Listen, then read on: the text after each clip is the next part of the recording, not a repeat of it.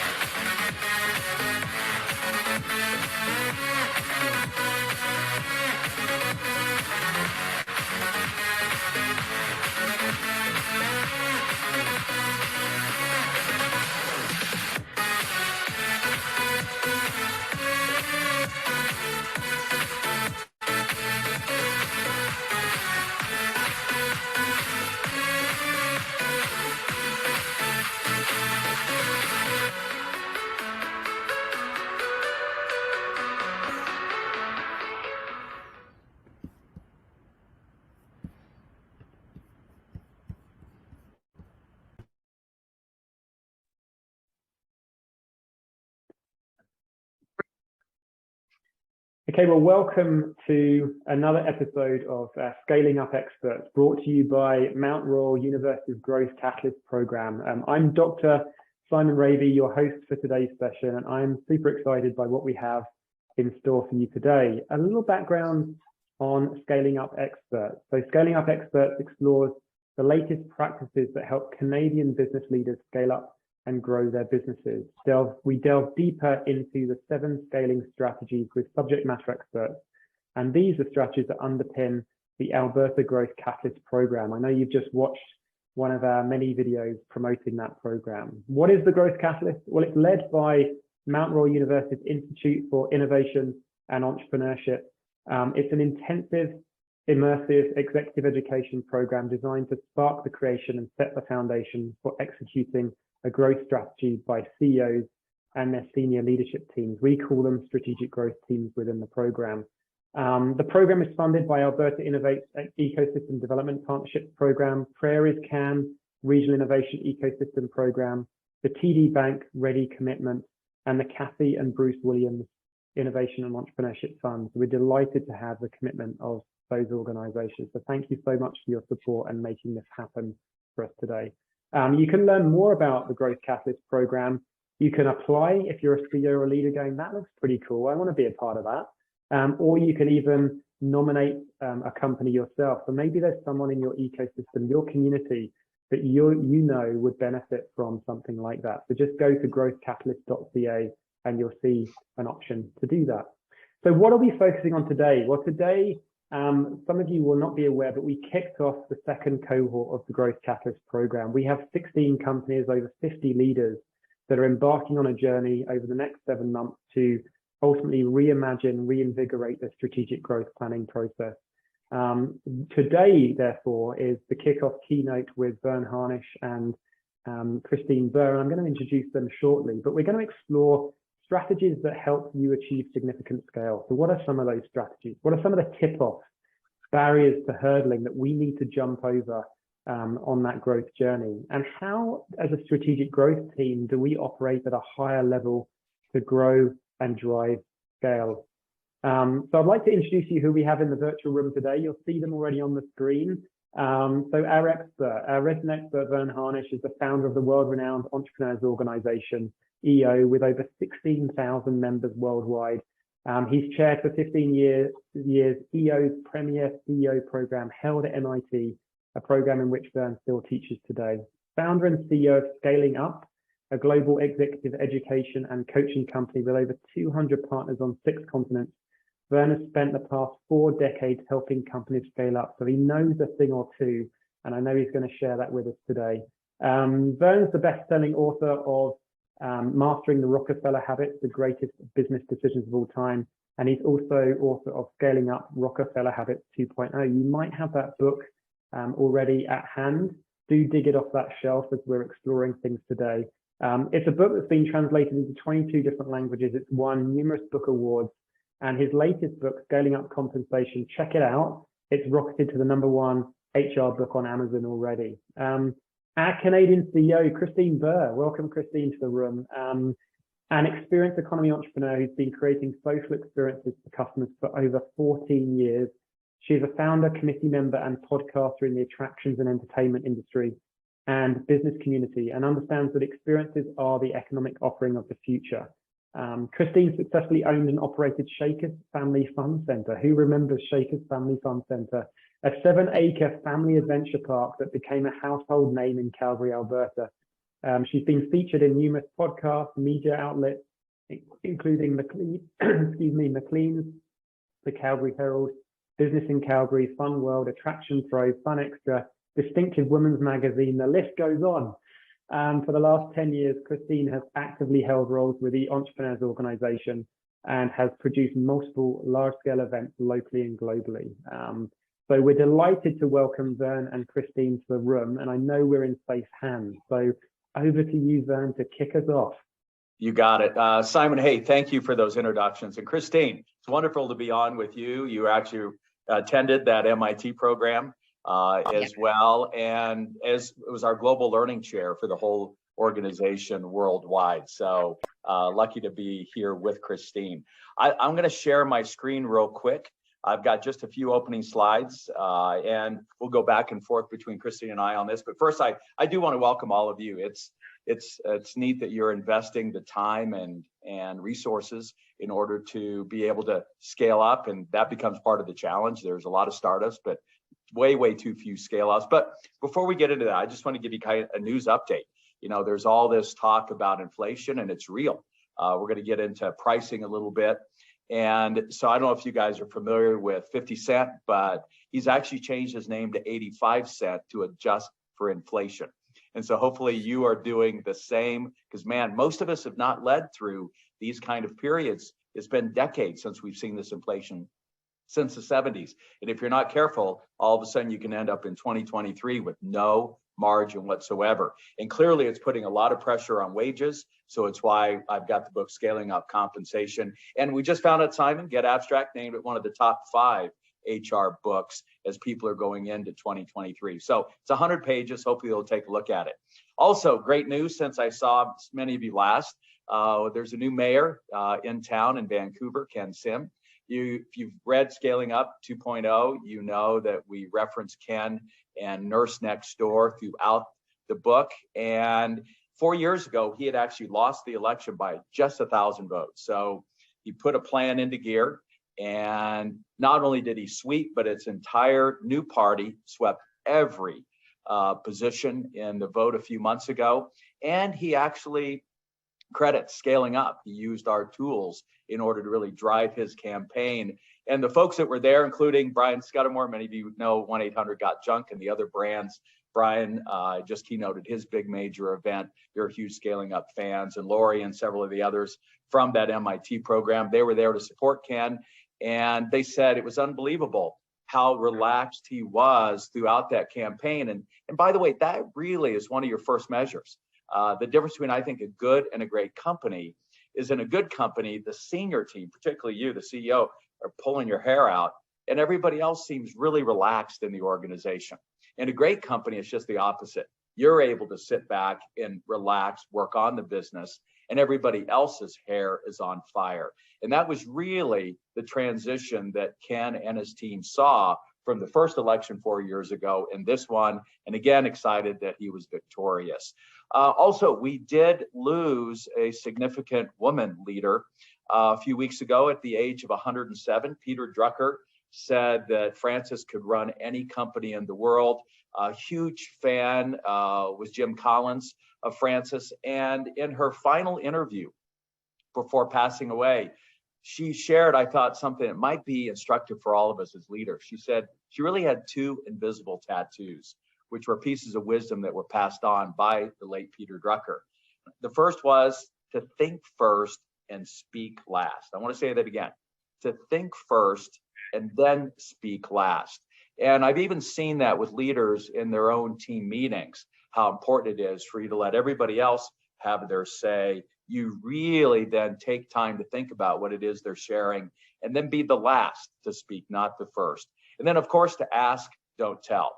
One of my favorite quotes, we have the answers. It's the question we do not know. And in many cases, you don't need to have the answer. You just have to get the right question. And then you can turn to your community and the tribe in order to find those answers. And then her motto, to serve is to live. And that was her battle cry moving forward. So, but we're here to talk about, in that context, scaling up. And as I mentioned, only a handful are able to do that. And Canada's particularly focused on realize that we've got a lot of incubators to support new companies, but there's been not enough support of the scale ups. And they're the ones really doing generally the heavy lifting in the economy when it comes to job creation and innovation. And we know this, one of the reasons why I launched EO. If you want to go fast, go alone. But if you want to go far, go together. And so again, I want to thank Simon and the university for taking up this initiative to bring teams together. You know, we can share things, but when you hear it from your fellow, CFOs and COOs and the rest in that room, man, does it make it much more impactful. And so glad that you're all together doing the scaling. And our work is really based on this framework. By the way, we didn't make it up. It came out of Jim Collins' 25 years of research of greatness.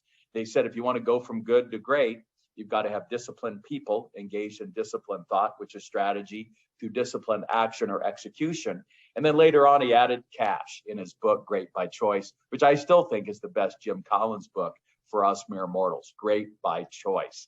And so what I want to do here is just share 4 of our multiple growth tools with the team to kind of get things kicked off. And the first is our function accountability chart. And we know, look, if you get the right team around you, your life is easy. If you're missing somebody, one of those boxes is blank, then it's going to be not so easy. And Jim said, hey, we got to get the right butts in the right seats. He just didn't give us a list of seats. So we created one.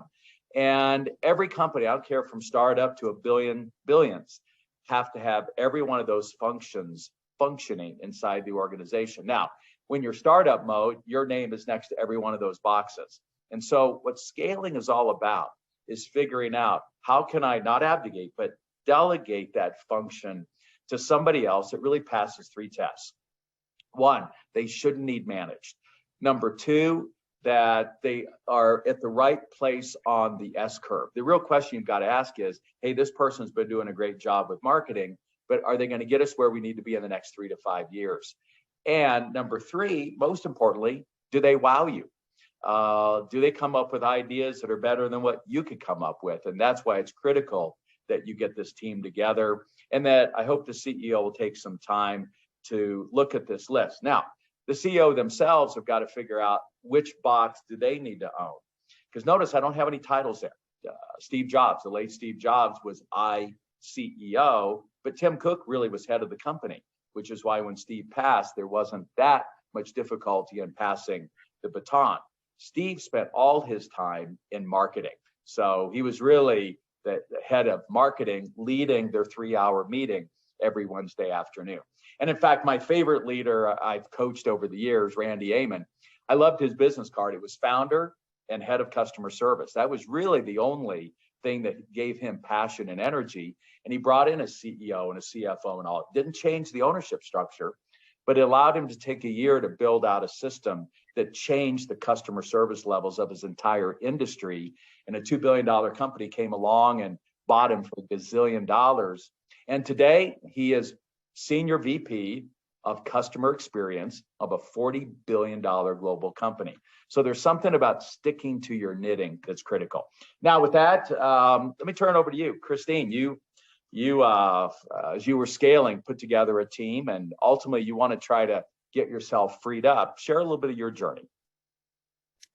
Yeah, I mean, I feel like that was the biggest part of my journey, was trying to actually figure that out. And I, of course, Verne, didn't have all your resources and all your wonderful knowledge back then. So it was a really big struggle for many years, where I sat in multiple seats because I thought that I was the only one that could do those jobs and that I was going to be the only one that could do them effectively. And it wasn't really until I really started to learn to trust people and figure out that if I sat in all these seats, I wasn't going to be able to scale my business and it wasn't going to be able to, do what I wanted it to do. So I really had to take a step back and look at the culture of my organization, frankly, put some values and some guidance in place to be able to hire the right people into those seats. And that took a lot of courage as a business owner. When you think that you can do everything and you're not sure people are going to be able to fit the bill. So I had to learn how to hire properly. So what were the right questions to ask? How was I going to be able to test and hold people accountable in each of these roles? So it was a huge learning curve for me to say, okay, it's time to bring these people in, but how do you make sure you got the right people and hold them accountable?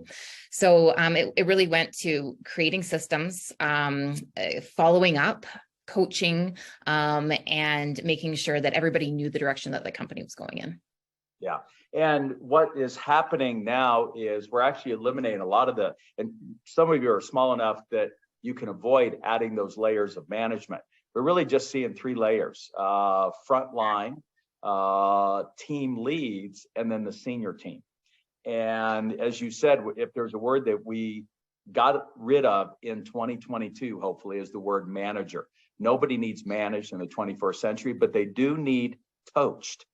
And when we talk about the execution piece, I'm going to give you the one question that the CEO of Gallup said after surveying 100 million employees around the world for decades, said, really, if every leader could ask every employee just one question every day and every week, then you're going to really drive that kind of accountability and know what are those coachable moments. But that's our function accountability chart. Hopefully it'll take some time to read through that in the book and work through that with your team. Notice we do have a few blanks on there.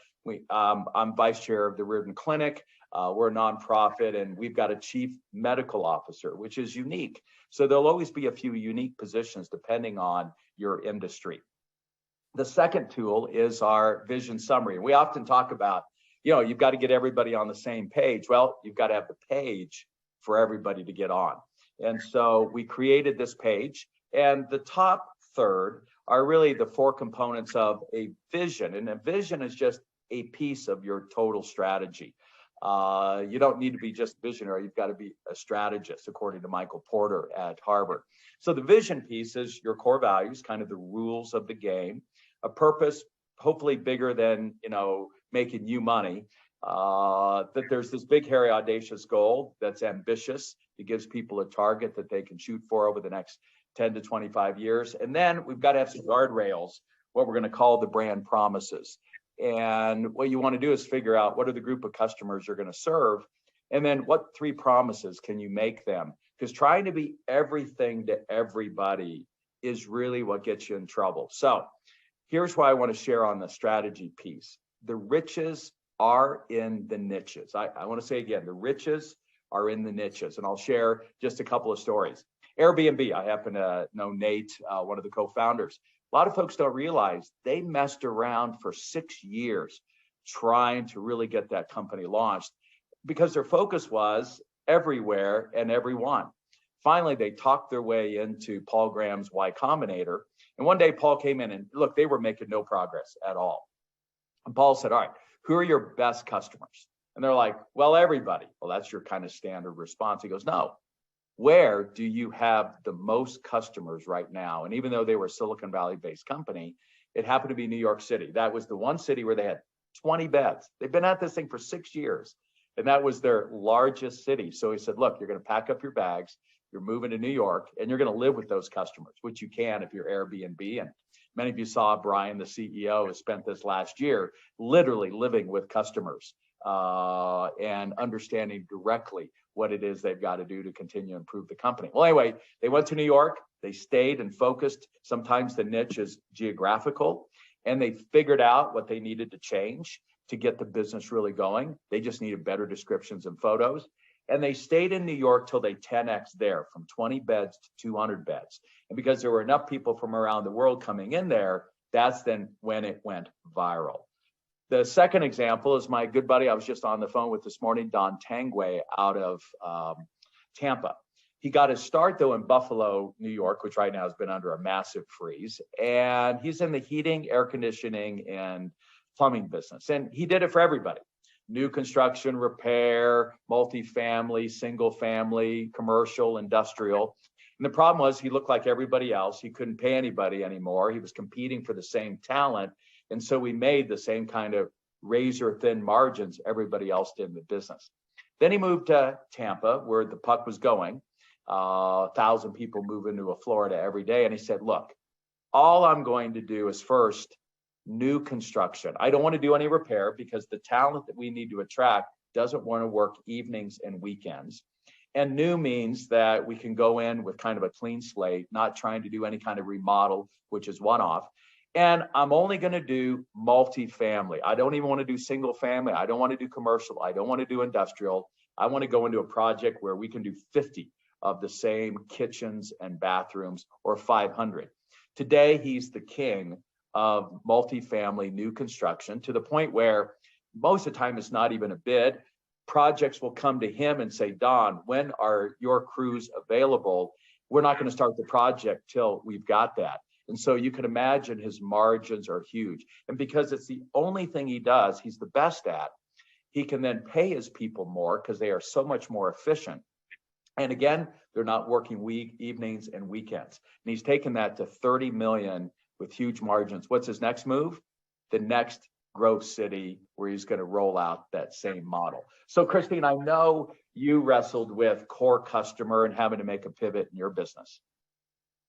Yeah, absolutely. And I think it had a lot to do with values and really what we stood for as a business. We didn't really understand who we were. We just kind of wung it at the beginning and didn't realize. And what ended up happening is our values kind of created themselves in our organization, and we didn't really have control over them. And that was one big thing I learned, is that if I start another business, which I am, I will set my values at the beginning so that I'm not trying to change values after a company's been built and we're trying to kind of fight against what already exists there. But one of the big things that we did is we kind of branded ourselves as completely as a young kid place. And it wasn't something that we really wanted to and wanted to do like from the beginning, but it just kind of seemed to be the trend in that industry at that point in time. And it really hurt our business because everyone viewed us as a kids place. So by the time kids were turning 12, we were aging other kids and other business out of the market, and people didn't see us as a place to come and have fun as an adult. And we did try to switch that around as we were growing the business and things were changing, but it was almost impossible to do because people already saw us a certain way. And so that's what's key, is for you to get, in the lean startup phase, you're trying to figure out who's going to be your ideal core customer. But at some point, when you cross that chasm, like Jeffrey Moore talks about, you need to have laser focus around who is your ideal core customer. And that's when you want to build your strategy completely around. And you're going to see that's part of our 7 strata, a strategy for you to begin to take a look at. Now it's time then to execute. And I find what's interesting, Christine, you and I travel quite a bit. And when you ask people where it's the safest place physically to be if you don't want to die, it's actually on a commercial airliner. Just the stats from the US, Canada is similar, so is Europe. We had 247 deaths the first decade of this century from 11 plane crashes. So it's about roughly 1 a year and 25 people. Now that is horrendous, but to put it in perspective, at least in the US, 60 people a year die from lightning strikes. So you're almost 3 times more likely to get struck by lightning than you are to die on a commercial aircraft. But what's impressive is what they did the next decade, 2010 to 2020. That went down to 2 crashes and only 2 deaths, 247 to 2. That's getting rid of the drama within the organization. That's 100-fold increase. And what's at the heart of their success? Checklists. As Atul Gawande, one of Bill Gates' favorite books in the Checklist Manifesto, said, the airline industry was the first to take checklists serious. And look, I am so thankful, knock on wood here, that every pilot, and more importantly, every mechanic, follows every line item on that checklist and doesn't just do the fun parts, but they do all the parts. And that's why those of us that travel so much are here to tell about it. And so that's why we created this checklist of habits in order to really bring that kind of discipline and focus within the organization. And the one that I think is most critical for the leadership team, and if we go back then to strategy, is what Jim Collins called the council. It's a weekly meeting. If you could do it twice a week, it's better. It's often not the whole leadership team, but it's the CEO leading, maybe a handful of the leaders who want to spend an hour every week really focused on thinking about strategy. You can't work on strategy once a quarter or once a year. You've got to spend some time every single week. And Jim Collins, you can Google the council, and pages 114 to 116 in Good to Great, he lays out kind of 11 guidelines for how you put it together and what you discuss. Mine's every Monday at 10 a.m. It's myself and the 3 CEOs that run our 3 different companies. And it's a place for all of us to, like an EO or YPO forum, to put out some big ideas and get some counsel. It's not about collaboration. It's not a compromise, but it's about getting counsel. Because at the end of the day, ultimately the CEO, and that's why you get paid the medium bucks, has to make that final decision. And then when you go back to strategy, the importance of having kind of a strategy design studio, a place away from the office where you can work on the business. Because the minute you go in, you're going to get sucked into the minutia. Christine, any reflection on that yourself?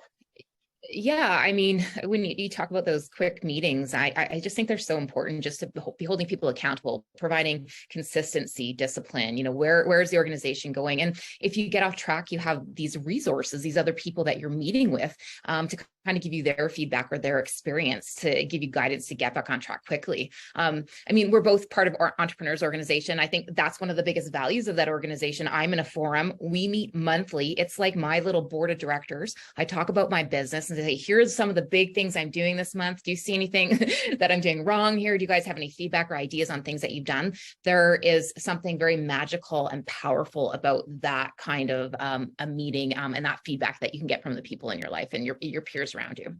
You bet. Good. And I know some of you saw the tragedy that happened on Monday night with the Buffalo Bills. It's one of the reasons I was talking to Don this morning. And what's interesting is they were able to get on the field in 10 seconds to begin to treat the player. And it's because before every NFL game, there's a 1-hour meeting where they sync up with both teams and with all the emergency personnel, and they make decisions because it's new people each time. What's going to be the sequence? Who's going to own the decisions? What are the protocols? And that's why they were able to get there so quick and save his life when he collapsed there on the football field. And so hopefully you'll take some time as you go through this 10 Rockefeller habits by the way, you don't have to do any of them. It just means you're going to waste a lot of time and a lot of money. And that's what we don't want to be doing if we're going to be moving our organizations forward. We can't afford slop, particularly here in 2023 with inflation and all the chaos that's going on.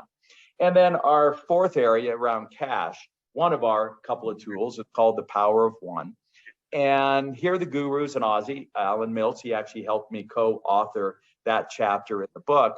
And what he identified is 7 levers that you can pull in order to really drive your own internal cash and profitability. And if you can see there close enough on the screen, the number 1 lever is price. And so I just want to mention that for a moment. I find that, first of all, price is your quickest way to take a Canadian dollar to the bottom line. If you can raise price $1, it'll go right to the bottom. But if your profitability is only 10%, you're going to have $10 of revenue to get that same dollar to the bottom line. And how you handle price here in these inflationary times is going to be critical. So let me recommend a book. It's written by the #1 pricing guru in the world, Hermann Simon. He's out of Germany. His company does about $300 million a year in pricing consultancy alone. That is their niche. The rich is in that niche. And he wrote a book a couple of months ago called Beating Inflation. And it's a very quick read, about 100 pages. But for instance, in retail, he said it is much better to raise prices a lot of times, than it is a couple of big jumps, because the customer is less likely to see it. By the way, what's interesting with restaurants, since the pandemic caused most people to move to digital menus, that has really allowed them to have a lot more freedom in terms of demand-based pricing. and they can change it on the fly as supply prices change and everything else. So the point is, I think we spend too little time as leadership team thinking about price. We're really focused more on cost, and the equivalent of price internally is compensation. And the reason we have a tendency to get both pricing and compensation wrong is that we're dealing with people. And the one thing that we learned is people are not logical, they're psychological. And so you've got to really understand the psychology behind how you compensate and price in order for you. And by the way, when you get them right, you can see top and bottom lines improve by hundreds of percent. So any thoughts around cash? And I know you guys had such complexity with your operations, Christine, that it required a lot of cash in order for you to really continue to run that business. Yeah, it was a very cash intensive business. I mean, sometimes I felt like I was laundering money, but just because there was so much involved. But you know, some of the strategies that we used around pricing were and this was really about our location and where we were, is that we would offer a lower price just to drive the customer through the door. But then we made sure that we had lots of different options that people could buy when they were there. So one of our biggest attractions was our arcade games, and we never advertised that we had arcade games, but it was our biggest form of revenue generation in that business. And so we would sell them a pass to come in, which was $35, but they'd always double up and they'd spend probably 2 to 3 times that playing games, buying food within our facility. So it was really getting creative about what our pricing strategies looked like, and what people would be willing to put up front to drive them in, and then spend just to kind of enhance their experiences when they were in the facility. And, as far as pricing goes, I remember a piece of advice I got from a manager when I was really in my youth, and I thought this was so valuable. Is I was working at the Body Shop as one of the hair and skincare place, selling, lotions and potions to people. And at that point in time, I wasn't making a lot of money. I was in college. And I couldn't afford very much. So anybody that walked through the door, I was like, okay, they can only afford $20. I'm just going to sell them a bar of soap and maybe a little lotion. And I remember her saying to me, you have no idea who the customer is and how much they can afford and what they are willing to spend. So don't draw that assumption that they only have what you have. And once I learned that, I became the best salesperson in the Body Shop, because I was just selling the max amount that I possibly could. And it just increased sales because I wasn't putting my assumptions into what the customer was looking for. Excellent. And let me share a couple of resources. So on the retail side, I really suggest you Google Harvard Business Review, IKEA. IKEA's pricing strategies are probably some of the most sophisticated in the world, and that article will give you some insights. Those of you that are more business to business, let me suggest another HBR article, and it's called Good, Better, Best Pricing. And I know, Simon, you can share links with everybody to these, but it's really the importance of introducing, particularly in a competitive bid situation, 3 prices: a good, better, and a best. And if you read through that article, mainly business to business, you're going to see, for instance, Dell Technologies at the end, when they went from a single price service contract after the sale of particularly a software suite to a good, better, best offering, the revenue only jumped 300%. And so again, that is how critical it is for you to get pricing right, particularly here in these inflationary times. All right, Simon, I think that's kind of our first 30 minutes. Let's open it up to the next 30 minutes to Q&A. And I know you had some questions coming in. I do, yes. Please do provide some questions into the chat function. There's also a Q&A section as well in this webinar function. So feel free to raise questions as we're going through this, but I do have some, a bit like in an auction house, we have some pre-bids that came in before the session that we want to ask you both. So the first one is about COVID, but also global recession. Like, we've got some headwinds that we're experiencing. In the context of the pandemic that organizations have experienced, what would you say from both of your perspectives has been one of the biggest wins that you've noticed organizations have taken advantage of during that period to really emerge stronger out of COVID? And, there's this notion of bouncing forward rather than just bouncing back. So keen to get both of your perspectives on that. Well, Simon, as I think about it, there's a quote that I grabbed a hold of from one of the famous F1, Formula One racing drivers, who said, it's impossible to pass cars, 15 cars when it's sunny out, but so much easier when it's raining. And so I think that's the perspective. You know, our global economy is 3x what it was just in the year 2000. It's almost 94 trillion. And my view is if you can't find the million or the billion out of that, it's really your fault. And when everybody else is kind of, scrambling and living in fear, this is the chance, the opportunity for you to go past the field. And so first, it's really a mindset that somewhat ignore the macroeconomics and make sure you're just focused where the profit is. And that's why it's critical that you don't want to go after market share, you want to go after profit share. So even Apple, when they hit their highest market cap 2 months prior to Steve Jobs' untimely death, their global market share was only 7%, yet they own 50% of the profitability of the industry. Let's speed forward today. Across all their product lines, they're now only at 14%, higher with iPhones, but across all of them, they're still just barely in double digits, yet they command almost 70% of the profitability of the industry. A lot of that obviously is through pricing.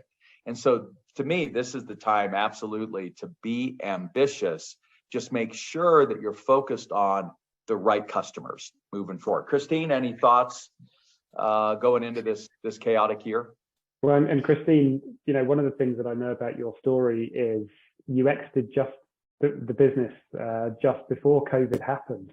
And you're actually signing, I think, paperwork just as the announcement was being made that this dreadful thing had happened in the world. So tell us a bit more about how that exit happened for you, but also, what your experience has been during COVID, because I know you've got some new ideas coming forward for a new venture. Yeah, sure. I mean, I got really lucky, actually. Well, I say that, but I had been trying to sell my business for a while pre-COVID, just because I saw that there was a new business model coming out that I was more attracted to, that I wanted to be involved with. So I had it up for sale, and just coincidentally, I ended up selling it in March of 2020. I looked at it two ways. It was either selling the business or selling the land and the building that I owned and deconstructing everything. And that's what we ended up doing. And we sold it to a business that wouldn't be impacted by COVID so much.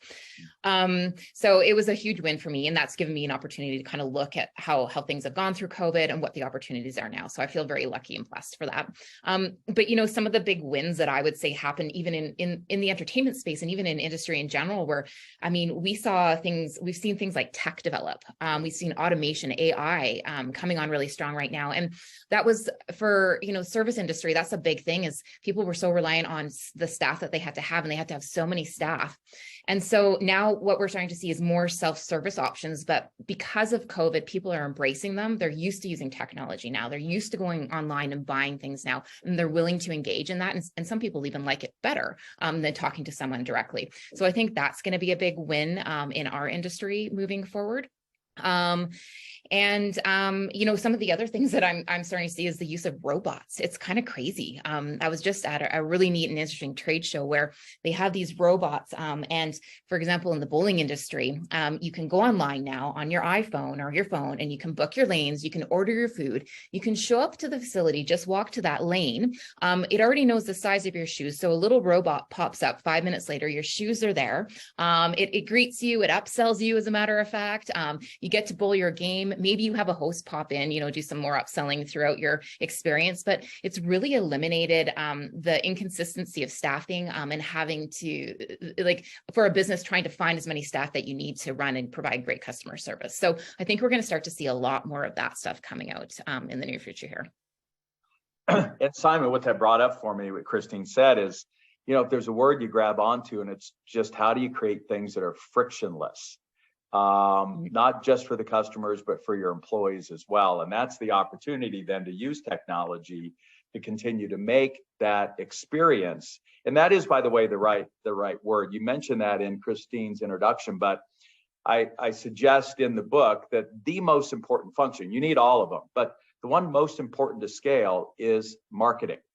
And you need marketing to attract new customers, attract new talent, attract investment, attract attention in the marketplace. And there's been a significant pivot from the 4 P's of marketing. That was Phil Kotler, Northwestern's product, price, place, and promotion, to the 4 E's of marketing. And I'd encourage everyone to Google the 4 E's of marketing. And you're going to see what's replaced product is the word experience. And people want to have the entire experience be great, not just the right oiled bowling lanes, but I want to make it easy, as you described, to book it, to walk in. I don't want to wait in any lines. I want to go right to the lane, and I want everything delivered right there for me. And so to me, that's the key question to ask every week. And that's why you've got to be intimate with your customer. What is it we've got to do to make things even easier, more frictionless for you moving forward? The other thing the pandemic does, it gives you air coverage. This morning in my insight, it'll come out today, I'm going to point to Annie Duke. You might recognize her as one of the more famous former professional poker players, but she's got a book out called Quit. Know when to pull away. And what's interesting is the most successful actually know when to quit and versus persevere.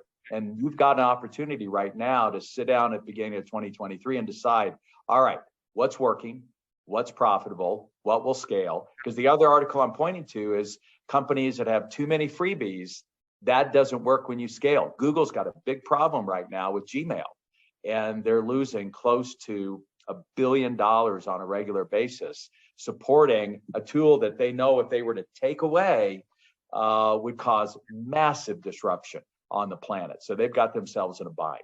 So be very careful about your freebies that you're putting out there. Simon, kind of the next questions. Thanks a lot, Verne and Christine. And yeah, you've brought up some really important points. The digital transformation, the digital adoption part, Christine, as well, that you're referring to, that's not just about the internal operations and processes in the organization, but you're also then talking about the interaction engagement with the customer. So there's a lot of scope to do more of that. We've just completed a recent study with McLeod Law LLP on digital transformation, digital adoption, and not enough firms are taking advantage of that. So yeah, how can you make things more frictionless, Verne, as you mentioned, is really important. We'll share that study in the chat soon. I want to switch to the people component of the model, Verne, and particularly around service-based industries. So to both of you, one of the questions was, are service-based industries at a disadvantage to scale because of their dependency on talent? Why or why not? So Christine, what was your experience around trying to scale that talent? And Verne, what have you seen across many of the organizations you're working with about what works? Yeah, I mean, I can start here quickly. I think it does add a layer of complexity. I mean, you're dealing with people.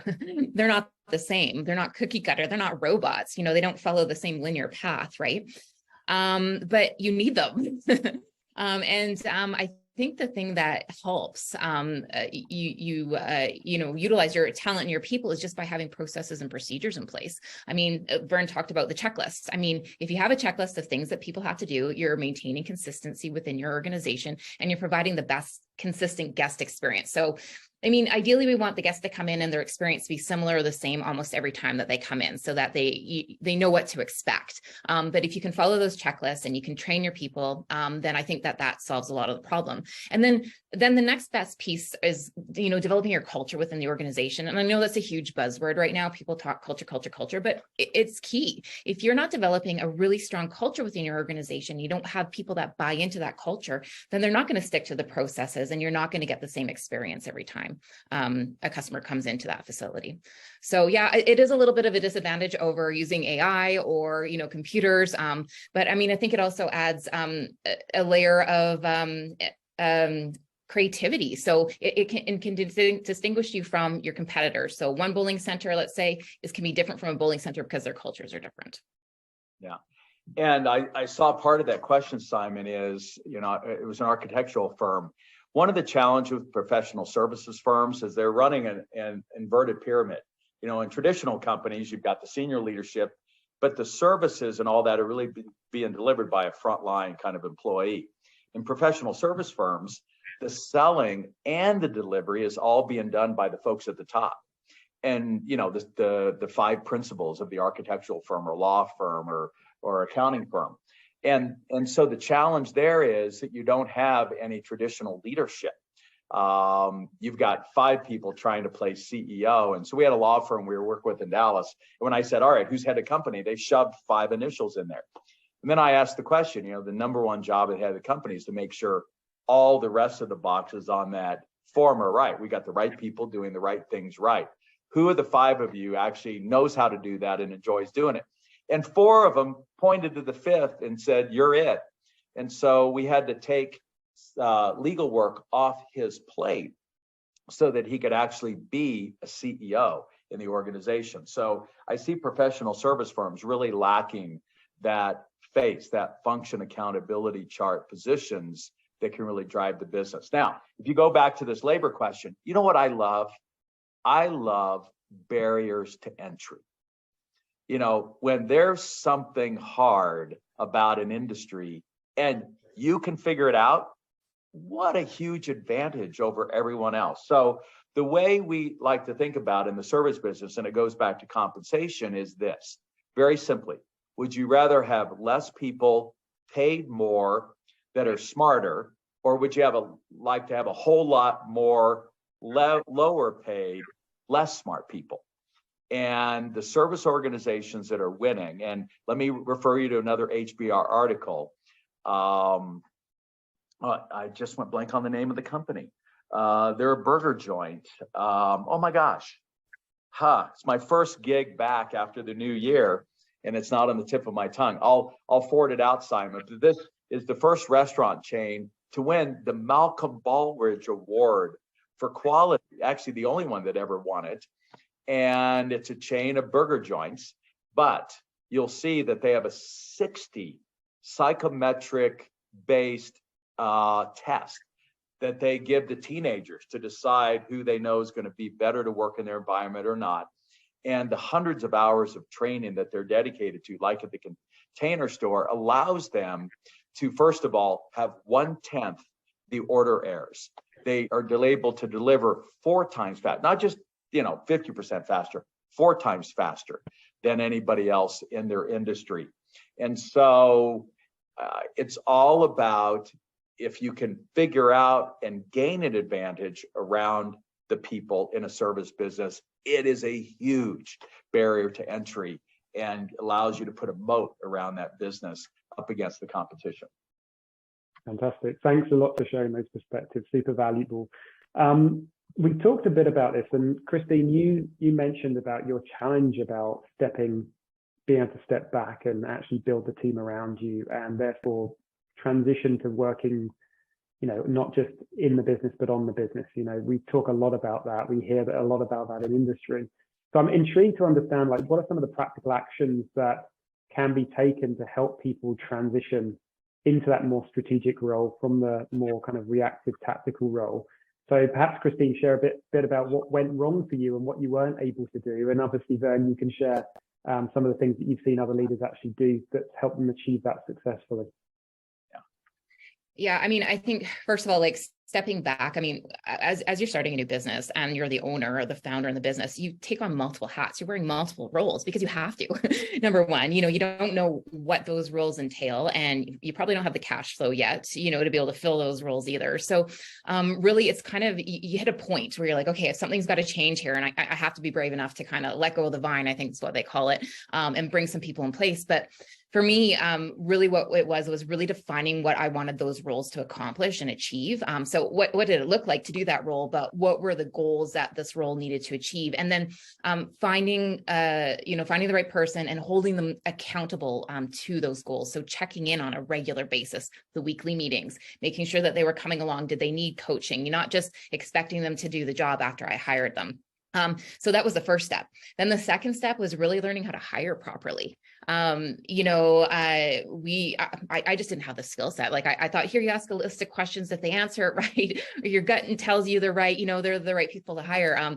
And I learned many, many bad lessons that way, and a lot of wasted time bringing people on board that weren't really good fits for the job, but, maybe they interviewed really, really well. So really learning how to interview properly, even getting an outside company to help you with that and define what it is that you're looking for this person. That was a big key thing.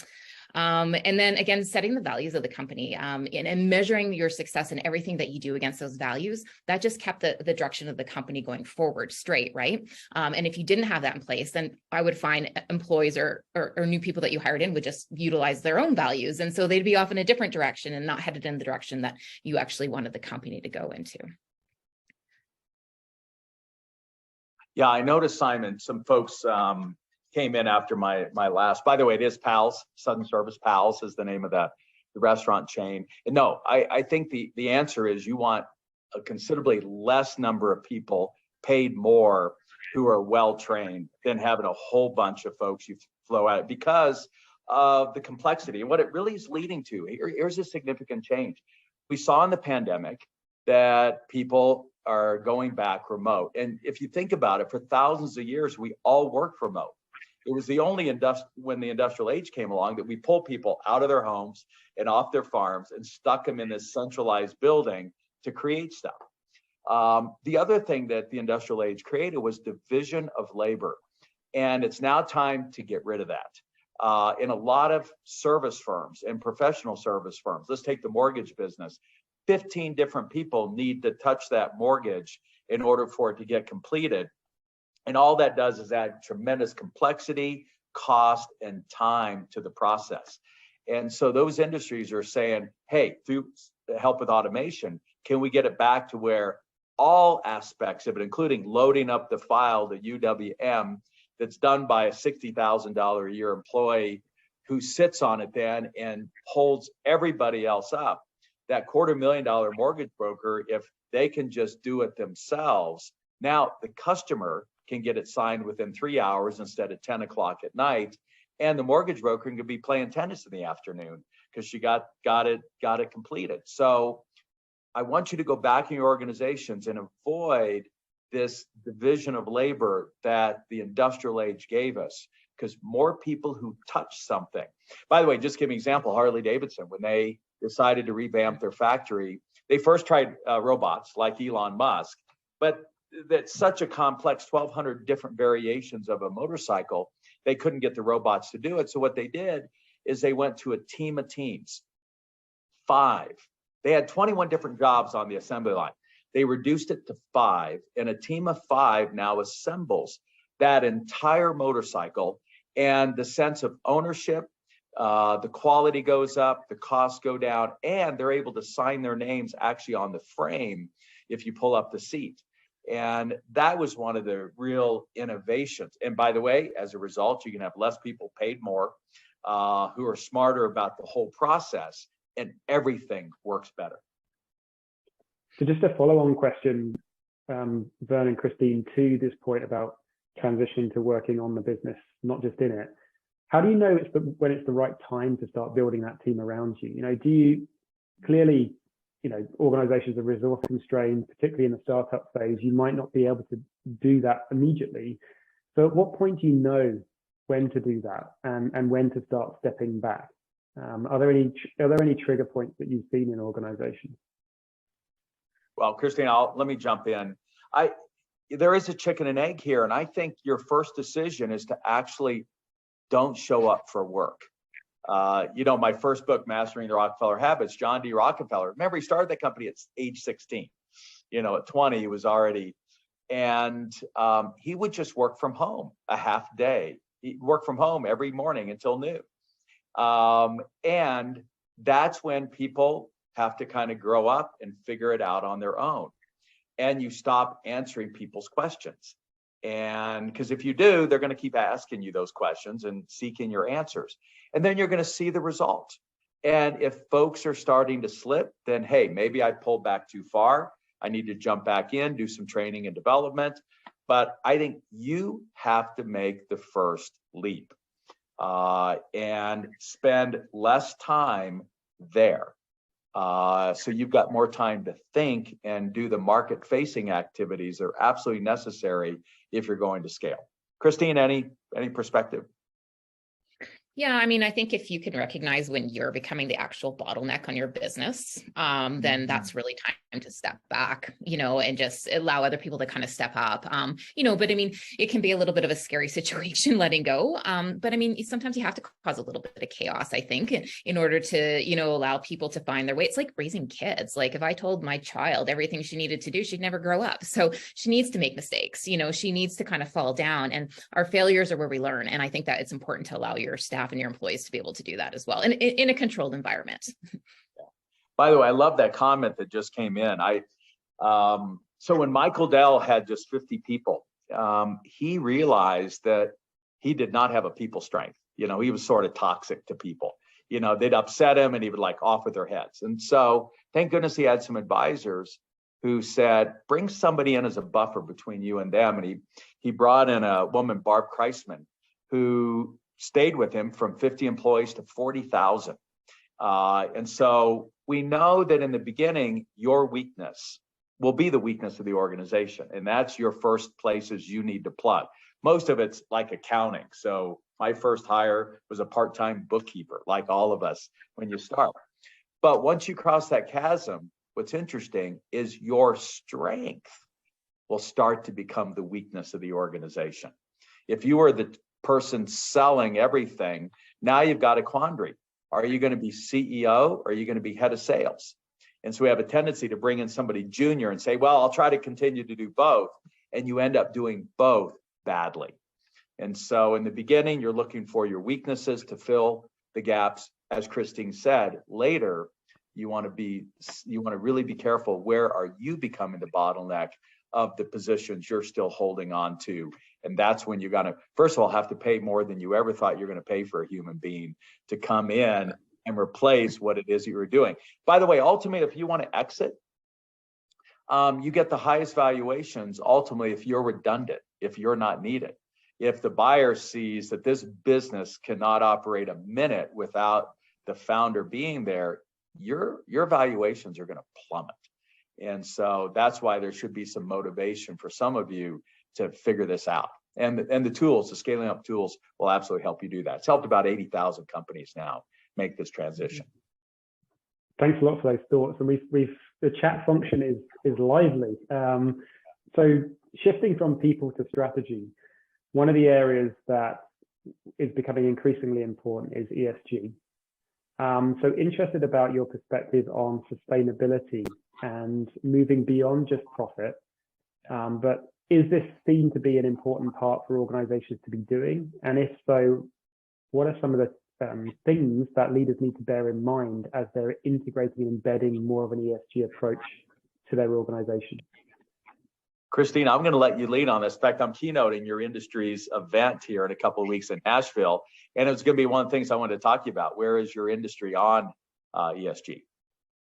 Yeah, that's a tricky one. I think that just as a business owner and operator, if you're not focused on that and you're not incorporating that into sort of the values of your business, I think you're going to lose customers nowadays. I think people are so focused on it. In our industry in particular, like there's, we with food services, we talk a lot about how do we save and, how are we more environmentally friendly in those areas? How are we building out sustainable programs there? But it's something that I think we're still kind of scratching our heads on, honestly, and we're still brainstorming about what we're going to do and where we're going to go as an industry. So, I mean, I wish I had more to add to it than that, but I think it's still one of those things that we're still really trying. We know it's important, but we're really still trying to explore what that looks like. Yeah. And, there is the window dressing component of it that seems to actually be important. Remember, people are psychological. They're not logical. So trying to use too much logic here can get you in trouble. The reality is, for a lot of the millennials and others, if they see a company as being too wasteful and you're trying to attract them and retain them, you need to look at that from a marketing perspective, where your position is going to be. At the same time, and I'm glad we're seeing that now that they're starting to push real metrics around the Fortune 500 and ESG, is they're really starting to realize that a lot of the things that appear to be sustainable, like recycling, end up costing the environment more than what they say. And so to the extent that we can actually move to, materials and others that also fit our cost structures. That's where the innovation, and those of you that are able to kind of figure those things out. There's a Vancouver company that we're working with right now that has got some real innovations around. We wrote an article on our scaleups.com. By the way, let me reference that. If you want hundreds of examples of companies from $1 million to $1 billion in almost every industry using our tools to answer some of these questions, you can go to scaleups.com. It's our media site, and just search for the industry, solar, whatever. But there's a company we just reported on, we're working with out of Vancouver, that has got some really innovative new approaches to handling waste. And if you can figure that stuff out, man, are you going to be valuable to all of the companies that are struggling with this and are trying to do it for less cost instead of more cost. Otherwise, we've got an economic mess on our hands inside the organization. One final question just before we close, because I know we're 2 minutes before the top of the hour. And Verne, I'm going to put this one to you, but it's about cash. And specifically, it's about funding growth. So there's often a draw for leaders to focus on non-dilutive forms of capital, grow organically, reinvest profits. What's your sense around scaling up and how you can scale quicker? And do we need to change our mindset about how we fund the business and how we draw in that investment? Well, obviously, there's been a huge wake-up call in the tech industry. Brad Feld, co-founded Techstars and all of that, just reported in his blog this week. You absolutely, there's like no question, you want to become customer funded. You want to hold off as long as you can, having to raise equity. I'd rather you even get debt.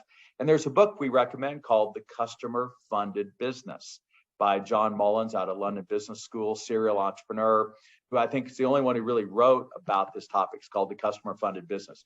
And as an example, the cover quote of my new revised Scaling Up is Scott Fuqua with Atlassian. You know, they're one of the most successful tech companies out there. And what's impressive is that Scott and Mike, who co-founded that company, were in our workshop back when they only had 50 employees in 2005. Today they have 5,000, a $30 billion market cap. Those two guys still own 72% of the company because they didn't go for those early crazy, exploitative rounds of venture funding in the beginning, where you end up with only having 5%. Look, I'd still love to have 5% of 30 billion, but they've got 72% because they were really focused on making sure that we run lean and we remain customer funded. So that's my bias. Christine? Yeah, I mean, I agree with you. If you can customer fund right from the get-go, that's the best way to go. I think that money from debt to like banks was really cheap for a while. I think that's changing. So I think we have to be mindful of that nowadays. And then with VC funding, it always scares me a little bit how much you actually have to give away of the business, and what are you willing to give away? So I think those are just depending on what you're building and growing. You have to take all those things into account and determine what the right mix and strategy is for your growth going forward. Fantastic. I know we're right at 1 o'clock, but I got to just tell the Dave Rogan-Moses story. So okay. Dave launches his third company, uses our tools over a weekend, and he's a year out from having his MVP when he said, all right, I'm going to spin up a webinar. I'm going to show the slideware of what it is we're going to create. It's a company called Proof. And he said he got about 200 potential customers to come to the webinar. He showed off what it was they planned to build. And he said this, any of you willing to buy it a year out will get a 50% discount on this technology the rest of your life. And enough companies stepped up and paid the bill a year out to fund his startup. So we can all do it. Fantastic. Well, that's a great point to end on. So I know we've run out of time with today's session, but thanks so much, Verne and Christine, for appearing on Scaling Up Experts. We'd love to receive your feedback on today's session. You can share that. There's a link in the chat function. It takes 2 minutes just to give us some feedback, because we can also pivot and evolve the speaker series ourselves. So Scaling Up Experts explores the latest practices that help Canadian business leaders scale up their businesses and delves deeper into the scaling strategies with subject matter experts that underpin the Alberta Growth Catalyst program. Thank you very much again to our funders, Alberta Innovate, Prairies Can, the TD Ready Commitment, and Kathy and Bruce Williams Fund. And if you want to learn more about Growth Catalyst and a lot of the tools and things that have been discussed today, visit growthcatalyst.ca, potentially join the program, but also join our e-newsletter, and you'll get to hear about all of this awesome stuff. So thanks again for joining us, and look forward to seeing you again soon. Thanks, everyone. Bye.